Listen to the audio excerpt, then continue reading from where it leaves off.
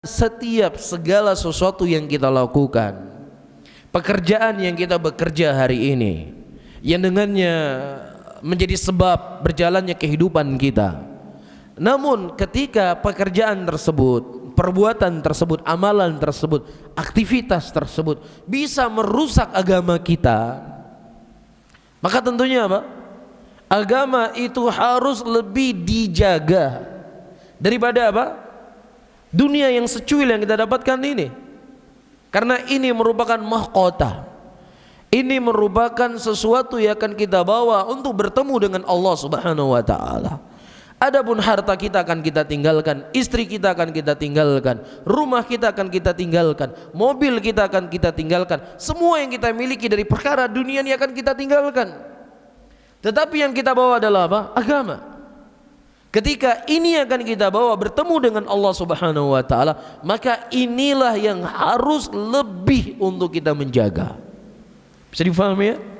Sampai-sampai gini kata Rasulullah, akan datang suatu zaman, suatu masa di mana harta yang paling baik dimiliki oleh seorang muslim adalah kambing. Ya, dia mencari di mana ada sumber kehidupan di situ, di gunung. Ya, di situ dia tinggal untuk menjaga agamanya. Lah sekarang kita kan nggak disuruh pergi ke gunung dulu. Di sini kita masih bisa menjalankan agama kita. Cuman mungkin masalahnya kita harus keluar dari pekerjaan yang gajinya mungkin sekian juta, ya, mendapatkan pekerjaan yang gajinya mungkin tidak sekian juta tersebut. Kan ini saja masalahnya. Ya enggak? Ya, kalau kita bekerja di sini ini justru akan merusak agama kita. Ya, walaupun mungkin layak hidup kita di situ. Namun yakinlah, man taraka lillahi syai'an awadallahu khairan minhu.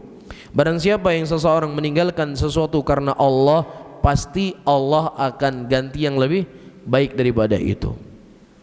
Apakah kita lebih percaya kepada bos perusahaan kita dengan zat yang menciptakan bos kita itu? Mana yang lebih kita percaya? Mana yang lebih kita yakin? Allah itu ghani. Allah itu adalah zat yang maha kaya, dan kita Abdul Ghani, kita hambanya dari zat yang maha kaya. Kenapa kita khawatir dan kita kurang yakin kepada zat yang maha kaya, tapi lebih yakin kepada perusahaan yang kita bekerja? Ini saya bekerja di perusahaan A, ini perusahaannya perusahaan internasional, nggak mungkin hidup saya akan melarat di sini. Tetapi ketika Allah Subhanahu wa taala mengharamkan itu, dan Allah Subhanahu wa taala menginginkan kepada kita sesuatu yang halal, kita lebih percaya, lebih tawakalnya lebih tinggi kepada perusahaan yang besar ini. Ini menunjukkan apa? Menunjukkan keyakinan, ketauhidan kita kepada Allah Subhanahu wa taala sangat apa? Sangat menipis. Mafhum? Karena jauhnya kita dari Allah.